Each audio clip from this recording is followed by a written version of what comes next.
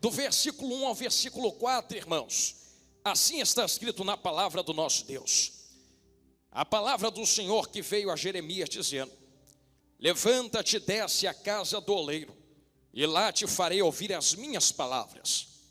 E desci à casa do oleiro, e eis que ele estava fazendo a sua obra sobre as rodas. Como o vaso que ele fazia de barro se quebrou na mão do oleiro, tornou a fazer dele outro vaso, conforme o que bem pareceu aos seus olhos fazer. Repito, conforme o que bem pareceu aos seus olhos fazer. E os irmãos que entendem esta palavra, digam amém. Pode tomar vossos assentos, que Deus lhes abençoe, meus irmãos. Glória a Deus. Isto, esperar os irmãos se acomodarem. Aleluia. Meus irmãos, minhas irmãs, olhem para mim. Nós, pelo entendimento bíblico, podemos tirar algumas perspectivas de como Deus se comunica. De fato, existiam algumas vezes que Jesus começava a revelar os mistérios da glória, e alguém olhou para ele e disse assim: não estou entendendo o que você está falando. E Jesus disse: olha, se eu estou falando das coisas de baixo, vocês não entendem. Imagina se eu começar a falar os mistérios das coisas do alto. Então, para simplificar o que Jesus passava, ele usava uma espécie de comunicação mais simples, as parábolas. E você sempre vai ver isso dentro da Bíblia. Deus utilizando-se de comparações para poder passar a verdade e a mensagem que quer. Por exemplo, eu sei que os irmãos já leram: aquilo que o olho não viu, aquilo que o ouvido não ouviu, aquilo que não subiu ao coração do homem, é o que Deus tem preparado para aqueles que o amam, o aguardem e o esperam. Se você pensar bem, nós sempre ouvimos que no céu tem ruas como que de ouro. Mas só que o ouro já vimos na terra. E a Bíblia diz que é aquilo que o olho não viu é que existe lá. Nós ouvimos hinos tão belos dentro da igreja, mas no céu tem aquilo que o ouvido nunca ouviu. Nós ouvimos expressões tão bonitas dos nossos pastores, pregadores, acerca das revelações da palavra, mas no céu tem aquilo que não subiu ao coração do homem. Então percebam que a Bíblia sempre utiliza de comparações para tentar chegar perto do que existe nos mistérios da glória. Sabendo que a Bíblia sempre se utiliza de comparações, podemos entender por que Deus traz esse entendimento de vasos, olaria, oleiro, para depois começar a introduzir uma palavra acerca da nação de Israel. E se nós pudéssemos nos aprofundar nesta palavra agora, nós perceberíamos que Deus não faz apenas uma comparação máxima com uma nação, mas também faz uma comparação mínima a cada vaso que está na sua presença. Ora, visto que esta palavra começa no versículo 1 em diante, debaixo de uma palavra, a palavra que veio a Jeremias dizendo. Então os irmãos percebam que tudo que se inicia da parte de Deus começa com uma verdade, uma palavra que está tentando ser revelada, algo que está tentando ser expresso. E a palavra de Deus para Jeremias é: eu tenho algo para falar contigo, mas eu só falo contigo depois que você descer para dentro da olaria. É lá que você ouvirá as minhas palavras, é lá que eu vou revelar a ti. Então perceba que tudo que Deus faz dentro da Bíblia gira em torno de uma palavra revelada. E se Deus está se comparando dentro desse texto a um oleiro que mete a mão no vaso para modelar o vaso do jeito que ele quer, se Deus está comparando aqueles que estão nas suas mãos, Israel, seu povo, seus servos, a um vaso que está na sua mão, percebemos então que tanto Deus como oleiro, quando o seu povo que é vaso, estão debaixo de uma palavra. Deus sempre trabalha através da palavra. E os irmãos podem perceber isso desde o primeiro capítulo de Gênesis. Você sabe, você já leu, que está escrito assim: no princípio de todas as coisas. E logo mais à frente você percebe que Deus começa a criar as coisas. Uma vez me peguei lendo este versículo, e eu confesso aos irmãos que eu fiquei um pouco constrangido, porque Deus, tendo o tamanho que tem, varões, tendo o poder que tem, tendo a mão que tem, tendo a autoridade que tem, Ele poderia, varões, usar para criar todas as coisas a mão. Ele poderia usar o poder que tem. Ele poderia usar a autoridade que tem. Mas sabe o que Deus usa para criar todas as coisas? E disse palavra, e disse Deus, haja luz. Então nós percebemos que até a criação de todas as coisas, o poder de Deus que estava operando no começo, estava debaixo de uma palavra liberada por Ele. Quando nós lemos esse texto da criação no hebraico, eu não quero me aprofundar nisso, mas vem comigo para dentro da Bíblia. Nós percebemos que no original não havia nada antes da palavra de Deus, só existia Deus.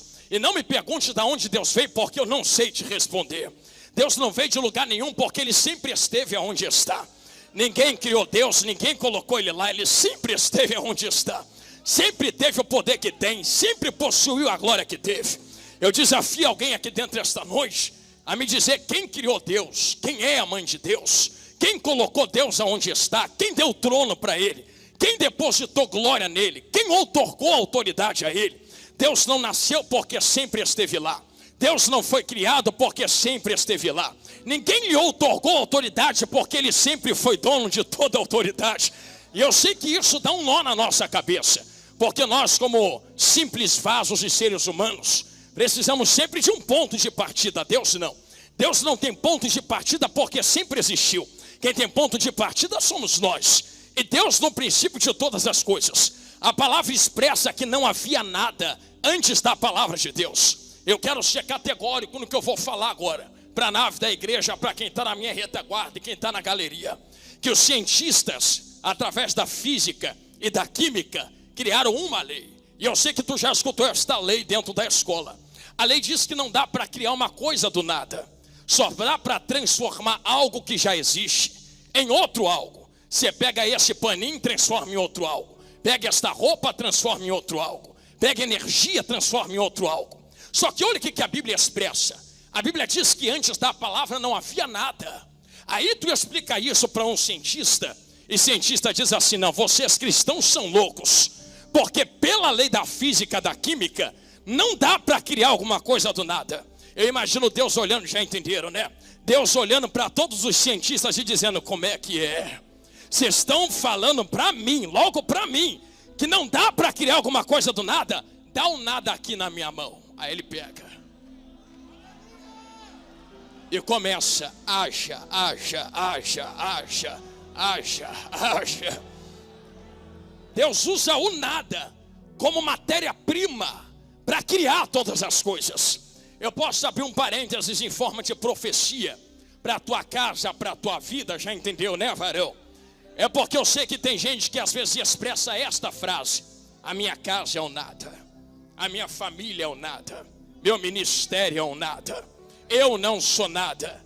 Eu estou falando de um Deus, e você veio adorar um Deus que é especialista em pegar os nadas, entendeu? E dizer assim: haja. Ele constrói, usa o nada como matéria-prima. E quando ele usa o nada como matéria-prima, através da expressão do poder da sua palavra, percebemos que ele poderia usar qualquer coisa, mas usa a palavra. Quer ver como Deus usa a palavra? Calma que eu vou chegar em Jeremias 18. Dentro de Jeremias 18 nós estamos vendo um vaso. Permita-me resvalar então em Jeremias 18, e eu volto para dentro de Gênesis para chegarmos no pensamento comum. Em Jeremias 18, vendo um vaso, nós entendemos que vaso nada mais é do que um recipiente. Eu me lembro que a primeira vez que eu tive a honra de pisar nesta tribuna para ministrar a palavra aos adolescentes no congresso, eu dizia para eles que eles eram isto daqui: um copo, um vaso. Vaso nada mais é do que isto aqui que está na minha mão. Um recipiente criado para armazenar algo do lado de dentro. Se isto aqui estiver vazio, não deixa de ser vaso. Só que vaso não foi criado, lembro que eu dizia para eles, vaso não foi criado para ser vaso. Vaso foi criado para carregar algo do lado de dentro. Vaso não deixa de ser vaso se estiver vazio, mas não foi criado para ser vaso. Foi criado para ter algo dentro. Sabendo que isso aqui é recipiente, eu começo a entender o porquê Deus criou Adão. Também debaixo de palavra. Sabe como é que Deus começa criando Adão? Deus não começa criando Adão metendo a mão no barro. Deus começa criando Adão uma palavra: façamos a nossa imagem. Não está sozinho. Sabe por que Deus usa o plural façamos? Porque junto dele estava o Filho, palavra, estava o Espírito, fôlego, que é o que ele sopra. Eu imagino Deus construindo Adão. E permita-me resvalar novamente em algo aqui. Uma vez um jovem me perguntou: Jonathan, a Bíblia diz que Deus formou o homem do pó da terra. Eu disse sim. Se faz do pó da terra, nós somos uma espécie de barro. Eu disse provavelmente. Só que eu não sou feito de terra. Você está vendo alguma terra aqui? Eu disse para ele: rapaz, lê o original do texto. Que pó da terra ali é minhadama. Minhadama é maná. Maná é algo que Deus mandava no deserto, que tinha data de validade. Depois da data de validade apodrecia. Olha aqui para o Jonathan Carlos. O que é que tem em mim desde quando eu saí da barriga da minha mãe, que já veio com data de validade? E depois da data de validade, enfia na caixa de madeira, começa a apodrecer e a feder. É carne. Então quando a Bíblia diz formou Deus o homem do pó da terra, a Bíblia está dizendo formou Deus o homem de carne, pele, osso, unha, cabelo, olho, orelha, ouvido, boca, nariz. Não lembra o que Deus falou para Moisés? Moisés olhou para Deus e disse assim: vou lá em Faraó não, rapaz. Eu tenho a língua pesada. Deus olha para ele: quem fez a língua do homem?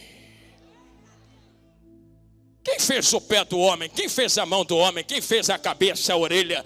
Está colocando o teu corpo como desculpa? Fui eu quem criei. E isto já é válido em Jeremias. Quando você lê Jeremias capítulo 1, sabe o que está escrito lá? Antes que eu, teu Deus, te formasse na barriga da tua mãe, te conheci, e as nações te dei por profeta. Irmão, vamos pensar um minuto nisso aqui. A gente volta em Gênesis e entra de vez em Jeremias 18. Antes que ele te formasse, irmão, isso aqui é muito forte. Tu nem estava na barriga da tua mãe ainda. Eu vou falar de novo. Tu nem estava sendo gerado na barriga da tua mãe ainda. Vou falar a terceira vez e sigo. Tu nem era um bolo de células no ventre da tua mãe. Deus já sabia a tua cor. Eu já conhecia qual a cor dos teus olhos. Eu já conhecia teu caráter, a tua personalidade. Eu já conhecia teu tamanho. Deus olhou lá para dentro e disse assim: nem existe, mas eu já sei quem é. E tem mais: não vai vir à toa para a terra. Já estou preparando as nações para ouvir o que vai sair da tua boca, profeta. É por isso que Jeremias não é dono dele mesmo. Eu posso abrir um parênteses. Tem uma geração lá fora dizendo que são donos do próprio corpo. Se alguém escancarar isso para vocês, varões, pode falar de volta que quem forma no ventre da mãe não sou eu. Quem forma no ventre da mãe com a mão poderosa é Deus. Isso é tão especificado que quando João Batista sente Jesus chegar na barriga de Isabel, sente Jesus chegar na barriga de Maria, perdão, e João Batista na barriga de Isabel, sabe o que acontece? João Batista é cheio do Espírito Santo. Aí você pensa e começa a calcular. João Batista tinha 6 meses. Jesus era de dias. Dizem que um feto não tem vida e pode ser arrancado e abortado da barriga da mãe. É engraçado. Jesus ainda era um bolo de células. Aquele bolo de célula já estava enchendo outros do Espírito Santo. Mas deixa esse negócio aqui para outro dia. Por isso, desde a concepção Deus já nos conhecia. E se isto é verdade, vamos entrar em Jeremias 18 agora. Quando Deus bate no peito e fala façamos, Ele usa um padrão, Ele usa uma base. Olha aqui no meu olho, varões valorosos, façamos a nossa imagem. Eu pregava uma vez e dizia que esta imagem no hebraico é mesmo a palavra de fotografia. Quem aqui tem celular vai entender o que eu vou falar. Era como ele estivesse pegando a fotografia e batendo uma foto dele mesmo. E aquela fotografia transmite a informação da origem, que é o próprio Deus. Então era como se cada um que é a fotografia de Deus fosse um pedaço de Deus na terra. Eu vou repetir, não é Deus, mas transmite a presença, a essência, a imagem de Deus. Você, varão, é uma transferência da imagem de Deus no teu trabalho. Vocês, varões, são transferências da imagem de Deus no meio da tua família. Agora vocês começam a entender porque tem pessoas que não suportam ficar na tua presença. Tem gente que quando tu chega se retira.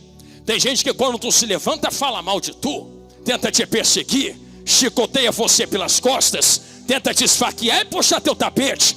Não é você quem está incomodando, é a imagem que você está transmitindo. Ei, Jesus, lá vai, vou bater nesta tecla. Ou pensa que eles te perseguem só porque você usa terno, gravata. Não é você que incomoda o mundo, é o que está morando em você que está incomodando a terra. Vou falar de novo. Porque quando Deus formou Adão, Deus soprou. Era como se Deus estivesse olhando para o vaso dizendo assim: vaso não presta para ficar vazio, recebe algo aí dentro. Agora tu vai começar a carregar. Então Adão está carregando algo do lado de dentro. Vocês percebem? Que enquanto Adão está carregando algo, cheguei aonde Deus mandou. Enquanto Adão está carregando algo, está prestando para alguma coisa. Se alguém se incomoda, não se incomoda com o recipiente. O recipiente pode ser alto, pode ser baixo, pode estar pintado, pode ser bonito, pode ser feio. Primeiro, Deus não coloca em vaso por causa da aparência de vasos. Se fosse por isso, eu não estava nem pregando. Não tenho aparência de pregador, não é verdade? Deus não olha para a tua aparência quando vai depositar glória e unção dentro da tua vida. Eu vou abrir um parênteses, posso? Lá vai. Quem é que lembra de Davi e Saul?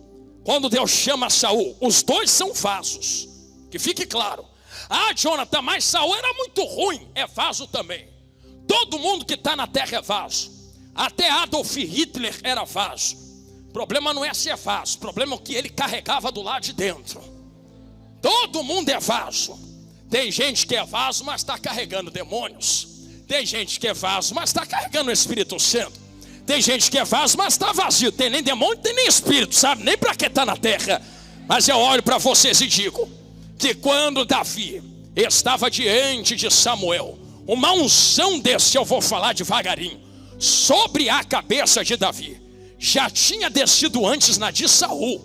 Lê em casa com calma depois, que a Bíblia expressa desta maneira, varões: e ungiu Samuel Saul a príncipe de Israel. Saul nunca foi rei em unção foi príncipe. A unção que Deus depositou naquele vaso não era de rei. A unção que Deus depositou no vaso Saul é príncipe, general, líder. O problema é quando o povo olha para Saul e diz assim: problema se a unção é pouca, é que eu estou olhando para fora e estou vendo que outros têm também, queremos. Aí imagina Deus: não, faz isso não. Se eu coloquei a unção de príncipe, é para ser príncipe, Deus. Não interessa o nível da unção que tu derramou. Nós queremos dar ele uma cadeira maior do que a unção permite. A falha de Saul não se resumiu somente ao coração, mas ao povo que elevou Saul. Alguém que não tinha unção para a cadeira que estava sentando. E a maioria dos ministérios que falham porque a autoridade é delegada a pessoas que não estão preparadas espiritualmente para sentar em certos lugares. E Jesus me ajuda, Senhor, a sentar em certas localidades, cadeiras, a sentar em certas posições.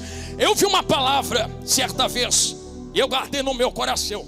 Esta palavra dizia: tem gente que vai ser diácono a vida toda, porque se levar presbítero vai quebrar a igreja inteira com ele. Tem gente que vai ser presbítero e um bom presbítero a vida toda, mas se colocar para evangelista não vai dar ruim, não vai prestar como evangelista. Tem gente que vai ser pastor a vida toda. Por que, Jonathan? Simples, porque se colocar como pregador não vai prestar como pregador, é líder. Deus colocou um som diferente. O problema de Saul é que ele tem a unção de príncipe, mas está sentando na cadeira de rei. E Davi, quando Samuel vai ungir Davi, sabe qual é a unção que desce? De rei.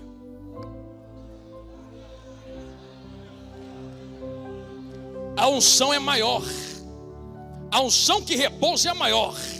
Só que com carinho, irmãos, quando a unção que repousa no vaso Davi, que não tem aparência, é ruivo e de gentil aspecto, repousa sobre ele, ele olha para Saul, e Jesus, tendo a unção maior, ele diz assim: não vou tocar em quem está na cadeira, mas a tua unção é maior. Não interessa, a autoridade ainda está na vida dele. E tem muito vaso rachando, porque acha que só do porque tem uma unção maior do que aquele que tem autoridade sobre a vida dele. É porque eu prego mais, é porque eu canto mais, é porque eu profetizo mais. E daí? Senta na cadeira, abaixa a orelha e vai ouvir. Irmão, sabe o que eu amo fazer? É terça-feira estar sentadinho lá na doutrina, ouvindo o meu pastor pregar que quem planta abacate, colhe abacate. Quem planta banana, colhe banana. Quem planta maçã, colhe maçã. É a melhor palavra do mundo. Pregador, está dizendo que o teu pastor é Saul? Longe disso, nossos pastores são homens de Deus.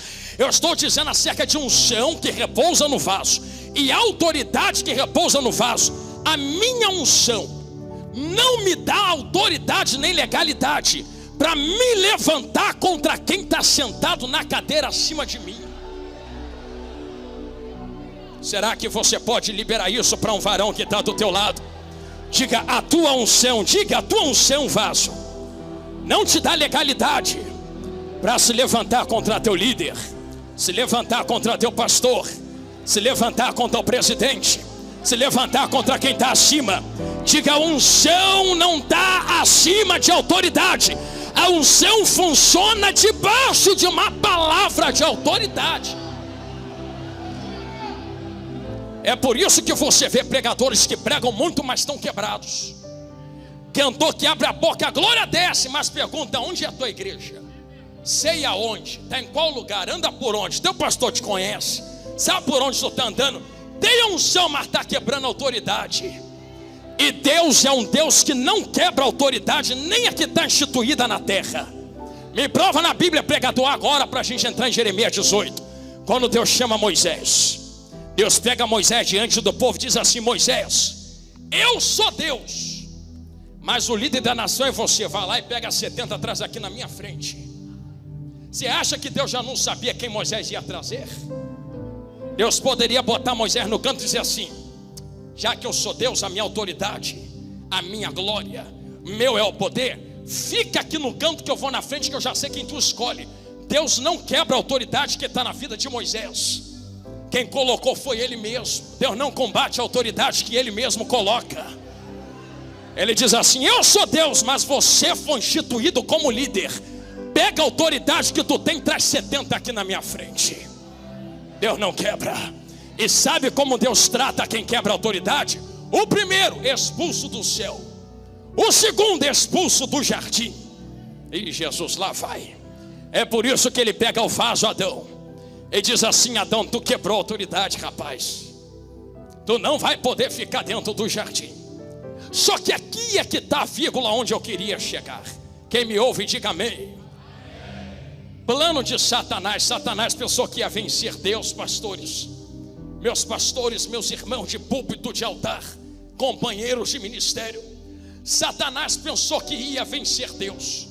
E a luta de Satanás contra Deus nunca foi com poderes. Porque se Satanás se levanta contra Deus em poder, no primeiro sopro Satanás deixava de existir. Ah, é com poder que tu quer me enfrentar? Toma poder então. Acabou. Sabe como Satanás está tentando derrotar Deus, mas já perdeu? Tentou derrotar Deus com o caráter de Deus. Era como se Satanás estivesse dizendo para Deus: tu tem poder, mas tu tem caráter para carregar o poder que tem.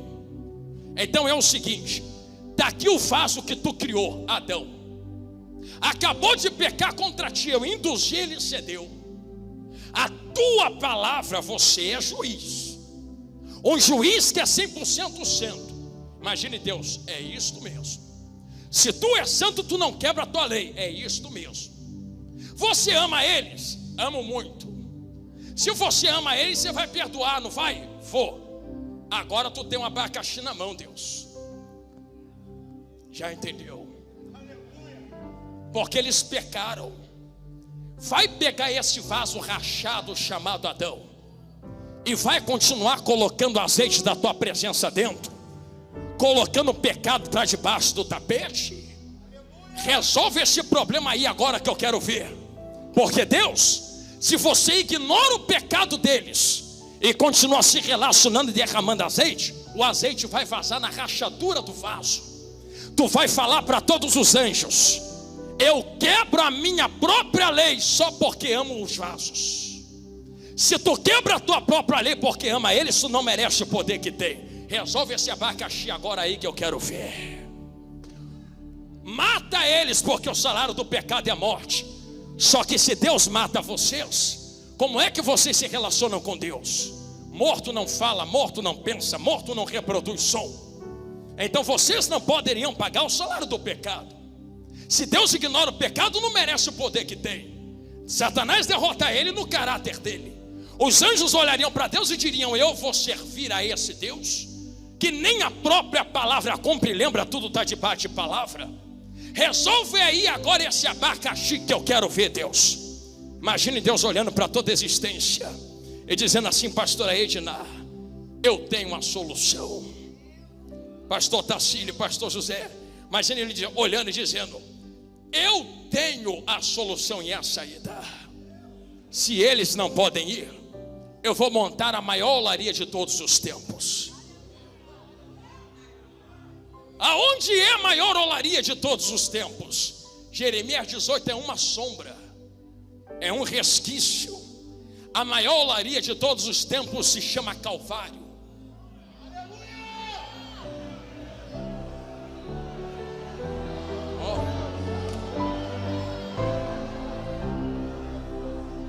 Roda, a melhor roda de todos os tempos foi a cruz. E Jesus nesse meio, Jesus era o vaso que se quebrou e foi reconstruído pela mão do oleiro. Pregador, peraí, vamos com calma. Jesus era o vaso, que se quebrou, ninguém quebrou ele. Ele se quebrou, e não julgando por usurpação ser igual a Deus. Esvaziando-se, ele se esvaziou. Ele se quebrou, assumiu figura de servo de forma humana. Mas está escrito que a Deus agradou moê-lo. Porque lê Jeremias 18: Deus não quebra o vaso enquanto o vaso não se quebra. Eu vou repetir de novo e sigo. Deus não quebra o que está inteiro. Deus só quebra o que já está rachado. Sabe por quê, irmão? Quem aqui é dono de loja, levanta a mão. Será que tem algum lojista? Os irmãos vão entender. Os irmãos entrariam dentro da tua loja com uma madeira na mão, vendo todos os produtos inteiros e dizendo assim: hoje me deu uma vontade de sair quebrando tudo. Tu sai quebrando tudo? Ninguém é louco de quebrar o que está inteiro. Deus também não quebra o que está inteiro. É prejuízo para ele.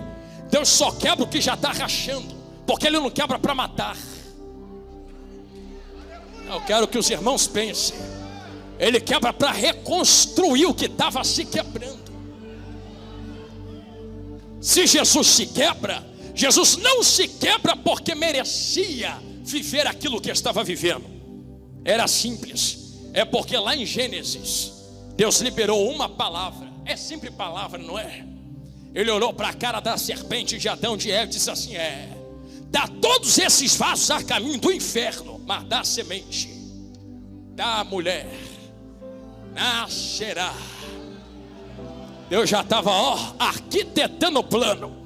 Era ele dizendo: vai ter olaria, vai ter olaria, vai ter. Eu vou acelerar agora. Vai ter olaria, vai ter. Lá na cruz do Calvário, o vaso Jesus Cristo sobe na cruz. A Deus agradou moê-lo, porque Deus começa a quebrar, ao ponto dele dizer: Pai, por que me desamparaste? Deus está quebrando, está colocando sobre ele cada pecado de cada vaso aqui dentro esta noite. Eu quero trazer a memória. São exatamente, não me informa agora a hora, mas não me lembra agora a hora, mas irmãos, aonde você estava 10 anos atrás, uma hora dessas? Sabadão à noite, onde você estava andando uma hora dessas aqui em Santa Cruz? Por onde você passeava uma hora dessas no Rio de Janeiro 15 anos atrás? 20 anos atrás, por onde tu estava? Tinha gente aqui que com carinho, com respeito, estava fazendo coisas que, se nós fôssemos falar, a igreja iria dizer: meu Deus, para mim era inferno na certa. Como é que está dando glória dentro da igreja hoje? Ei, Jesus, é porque Deus pegou o que tu fez. Entendeu? Foi 2000 anos lá no passado. Chegou naquele vaso agarrado na cruz e receba, receba, receba, receba, receba, receba, receba. Quando Jesus abre a boca e diz: está consumado. Ei, Jesus, lá vai. Era como o trabalho está feito na olaria. Aí eu me lembro do meu vovô, 90 anos de idade, já dorme no Senhor e me espera na glória. Ele dizia assim: só sai vazio da igreja quem quer, meu neto. Eu perguntava para ele: por que só sai vazio da igreja quem quer, vovô? Ele dizia: simples, o que está dentro de cada um de nós é transferível, passa e pega de um no outro. Mas sabe por que passa e pega de um no outro? Se eu tivesse rachado, o que está em mim vazava pela rachadura. Mas lá na olaria da cruz do Calvário, Deus pegou cada vaso que está aqui dentro da Cadesco hoje e disse assim: sozinhos vocês vão para a lata de lixo, sozinhos vocês vão para o inferno. Eu já botei o que tu fez em cima de um só vaso. Tem um caminho para vocês. Qual o caminho? Entra na olaria também. Sobe nesta roda também. Espera aí, pregador. Se a olaria é o cavalo e a roda é a cruz, está dizendo para eu ir para a cruz também? Lugar de vaso não é no pé da cruz. Lugar de vaso não é atrás da cruz. Lugar de vaso é agarrado na cruz. Prova dentro da Bíblia para mim. Agora já estou crucificado com Cristo. Vivo não mais eu. Se não vivo mais, estou morto. Tu também. Se tu está morto, como é que tu está me olhando com esse olho aí, começando a querer dar glória para Ele? É porque quando você morreu, Ele disse assim: é vaso, morreu o vaso. Já que tu morreu, o vaso que estava agarrado na cruz do Calvário entrou para dentro do túmulo. E alguém falou assim: morreu, acabou, não vai mais, não sai mais. Só que lembra que está escrito em Jeremias 18: tornou a fazer dele um novo vaso. Quando é que torna a fazer dele um novo vaso? Ao terceiro dia. Ao terceiro dia, alguém vai lá na porta do túmulo, a pedra está removida, um varão se apresenta no ambiente. Aquela mulher não entende quem é o varão e diz assim: se foi tu que levou o corpo do meu mestre, por favor, traz de volta. Ele diz: mulher, tu não sabe quem está aqui se apresentando para você não? É tu, Jesus, sou eu.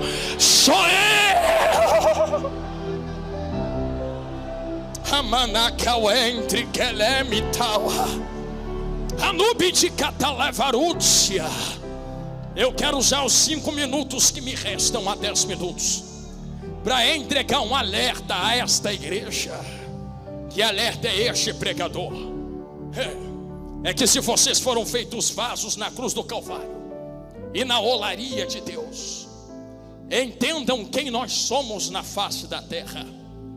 Existe um pregador que diz, e diz certamente, com certeza, que diz que cada um de nós somos pequenos Cristos, pequenos Jesus na terra. Não porque eu me fiz Cristo, longe de mim, é porque nós carregamos Cristo em nós. Se nós carregamos Cristo em nós, esses vasos que estão aqui hoje, aonde vão, levam Cristo com eles. Quem está aí do seu lado, quando entra na porta do trabalho para trabalhar, Jesus entra com ele. Quando pisa em casa, Jesus pisa com ele. Quando coloca a mão em alguma coisa, Jesus coloca com ele. É por isso que eu digo, se quiser levantar a mão e profetizar, profetiza, porque Jesus levanta com você. Mas irmãos, Assim como Cristo nos enche, e aqui eu termino esta pregação, existe alguém que está se levantando na face da terra, aqui eu termino, que combate contra os princípios que Cristo inseriu em nós. E isto já é um sinal do arrebatamento e do toque da última trombeta. Se nós somos representantes de Cristo, a Bíblia exprime dizer que também existem representantes do anticristo. Existem pessoas que se fazem pequenos anticristos na face da terra. E os irmãos sabem que o anticristo há de se manifestar na terra. É por isso que na Bíblia está escrito: ainda tem um que resiste. Entendeu? Ao homem da maldade, que é o anticristo.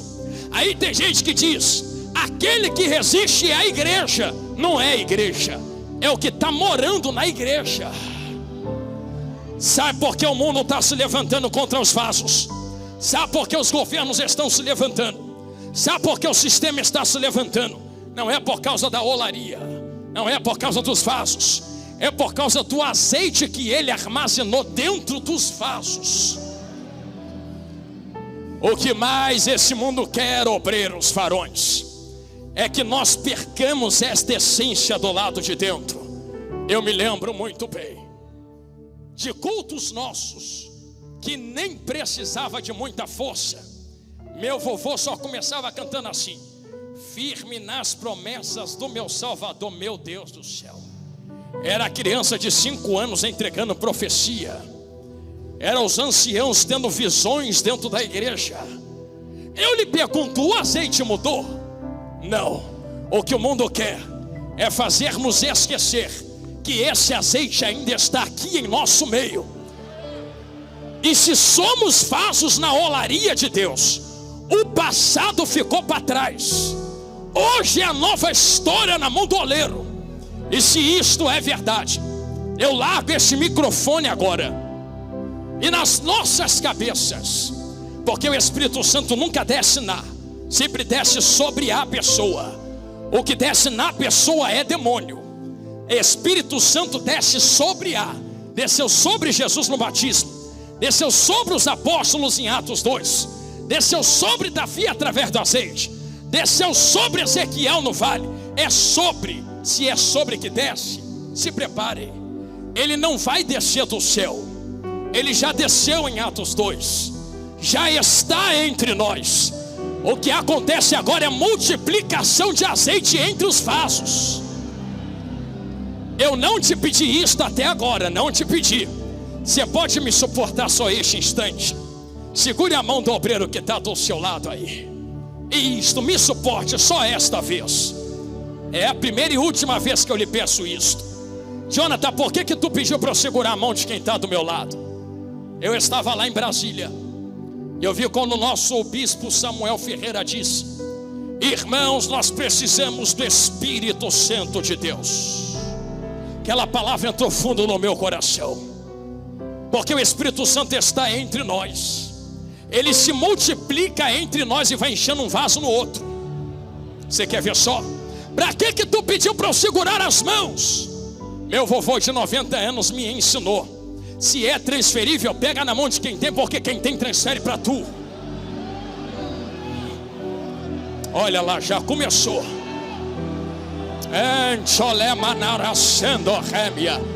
Se não falava em línguas há muito tempo, a hora é agora, profeta.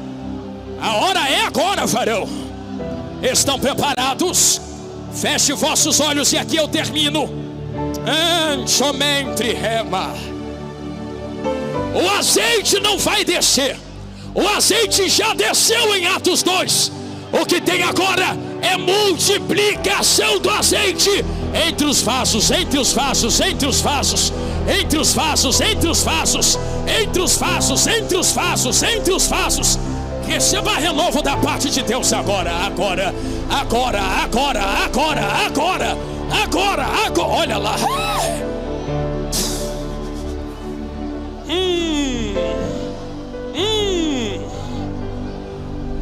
Eu vou fazer o que Deus está mandando. Segura o instrumento, meu irmão. Isto, para ninguém dizer que foi por causa de nós. Eu vou parar de falar, a gente para de tocar também, para provar que é Deus quem está fazendo isto. Olha Deus renovando uma glória entre os vasos agora, ó.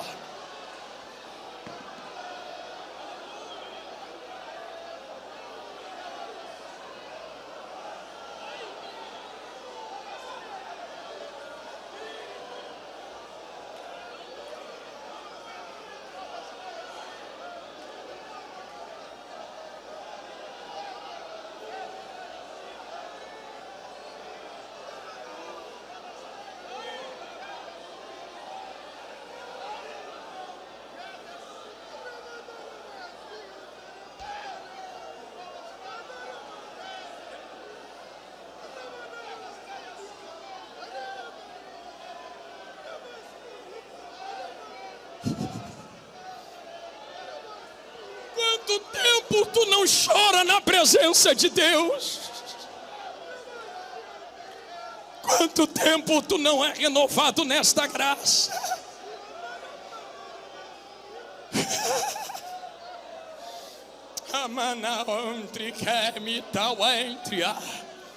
O que nos sustenta não é nosso dinheiro, não é nossa casa, não é nossa condição financeira, é esta graça.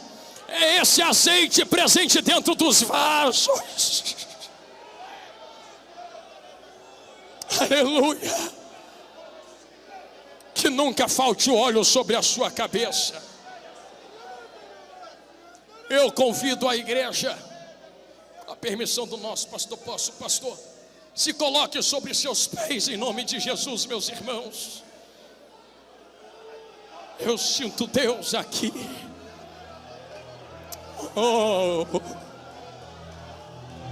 Mancho Remintria, Calabawasi Reminawa, Nomitsi Remitria, Abadawasia, Amando que teme, meu Deus.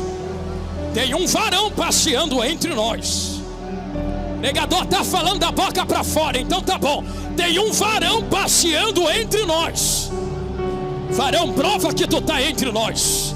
Começa a mostrar tua glória, tua glória, tua glória, tua glória, tua glória, tua glória, tua glória, tua glória, tua glória, tua glória, tua glória, tua glória. Vasos restaurados na olaria de Deus. Vasos restaurados na cruz do Calvário. O preço foi muito alto, muito alto, muito alto. Faça uso deste preço agora. Existe uma graça repousando entre nós. Vocês são portadores desta graça, portadores desta presença, portadores desta unção. Neste congresso, no meio desta graça, desta presença, eu quero fazer uma pergunta. Uma pergunta, e devolvo o microfone a quem é de direito. Será que nesta ocasião existe entre nós alguém que ainda não possui aliança com Jesus grandão da Galileia? Ou que talvez esteja afastado e queira renovar a sua aliança com Ele hoje? Será que há uma vida a Cristo entre nós? Cadê você que entendeu esta palavra? Você que entendeu que a olaria foi a cruz do Calvário. Oh, eu sinto Deus aqui. Eu não vou fechar esta oportunidade, mas preciso terminar agora. Os vasos que estão na olaria, eu lhe convido, só coloque a mão no seu coração. Deste jeito eu vou colocar aqui no meu. Isto desta maneira. Feche vossos olhos. Pai eterno de bondade, tua graça opera entre nós. Ah, Deus, se entramos aqui dentro nas últimas forças, o Senhor nos renova com teu azeite agora. Quantas rachaduras tu nos perdoaste, quantos quebrados tu nos refizeste na cruz do Calvário. Quantas oportunidades eram para estarmos fora da tua presença, mas o Senhor nos resgatou com braços fortes. Senhor, este povo já está nas tuas mãos, mas eu quero abençoá-los nesta oração. Deus, cobre cada mente, cada coração com o seu sangue e a tua palavra. Que cada um combata, Pai, esse pensamento que o anticristo está inserindo neste mundo. Quantas pessoas se levantando contra a igreja lá fora, mas que estes obreiros permaneçam como guerreiros firmes diante dos levantes do inferno, até o toque da última trombeta. Senhor, cobre-nos com o sangue de Jesus Cristo, cobre nossa mente com a tua presença e a tua graça. Que cada um, meu Senhor, saia daqui revestido na tua glória, em nome de Jesus. E quem crê, diga amém. Meus irmãos, muito obrigado, carinho, a oportunidade. Carregue esta palavra no vosso coração. Eu agradeço minha rica oportunidade em nome de Jesus. Amém. Obrigado, pastor Tarcísio. Obrigado, pastor Zé Pedro.